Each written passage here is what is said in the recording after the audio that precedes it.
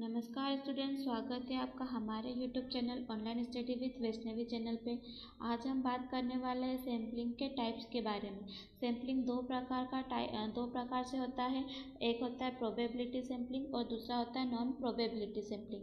Probability sampling में sample का चयन करने का प्रत्येक व्यक्ति को अधिकार होता है और नॉन प्रोबेबिलिटी में किसी एक व्यक्ति को ही अधिकार होता है, किसी अन्य को नहीं।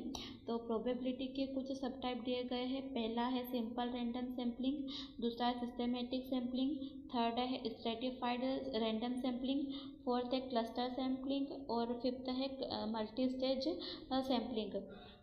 और नॉन प्रोबेबिलिटी सैम्पलिंग के भी कुछ सब टाइप दिए गए हैं। पहला है कॉन्वेनियंस सैम्पलिंग, सेकेंड है पर्पसिव सैम्पलिंग, थर्ड है क्वार्टा सैम्पलिंग, फोर्थ है स्नोबॉल सैम्पलिंग और फिफ्थ है कॉन्स्टिट्यूटिव सैम्पलिंग। तो चलिए इनको डिटेल में समझते हैं। सैम्पलिंग का पहला टाइप है probability sampling. In probability sampling each member of the population has an equal chance of being selected। मतलब सैम्पलिंग की वह विधि जिसमें पॉपुलेशन के ईच सदस्य को नमूने में चुने जाने का समान अवसर मिलता है।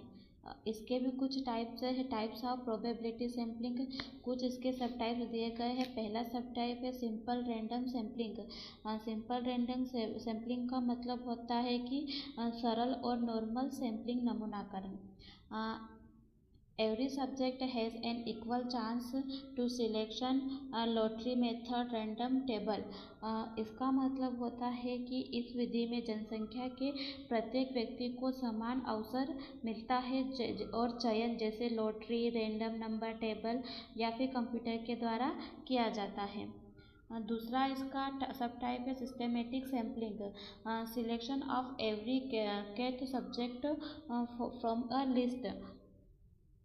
इस विधि में एक निश्चित अंतराल पर नमूना चुना जाता है और पहले एक स्टार्टिंग संख्या चुनी जाती है, फिर वह केवे नंबर को शामिल किया जाता है। फिर थर्ड है इसका stratified random sampling. Stratified random sampling में population is divided into strata groups and samples are selected from each other. इसमें पूरी जनसंख्या को एक समान विशेषताओं वाले छोटे छोटे ग्रुपों में बांट दिया जाता है और फिर इन ग्रुप से इनको अलग रूप से नमूना चुना जाता है। फोर्थ सब टाइप है cluster sampling. Cluster sampling, the population is divided into cluster and one or more cluster are selected randomly. इस विधि में पूरे पॉपुलेशन को क्लस्टर में बांटा जाता है और फिर वह कुछ क्लस्टर को यादृच्छिक रूप से चुनकर उन सभी सदस्यों का अध्ययन किया जाता है। फिर फिफ्थ है multi stages sampling. Sampling is done in more than one stage. इसका मतलब होता है कि नमूनाकरण की वह विधि जिसमें सैंपल का चयन एक से अधिक चरण में या स्टेजेस में किया जाता है। दूसरा टाइप है non probability sampling. In non-probability sampling, all members do not have an equal chances of selection। इसमें ग्रुप के सभी मेंबर को एक जैसा चांस नहीं मिलता नमूने को सिलेक्ट करने के लिए।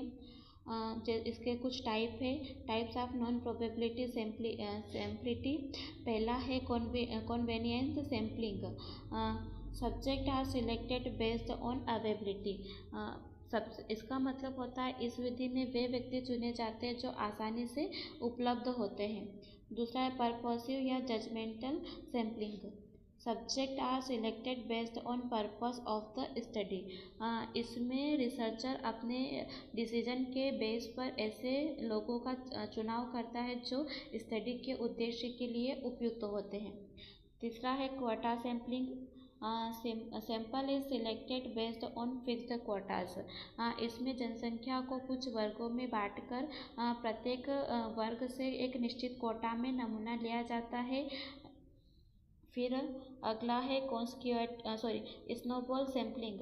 One subject refers another subject. Snowball sampling से मतलब होता है कि इसमें प्रत्येक प्रतिभागी एक अन्य प्रतिभागी का सुझाव देता है और ये छुपी हुई जनसंख्या के लिए उपयोगी होता है।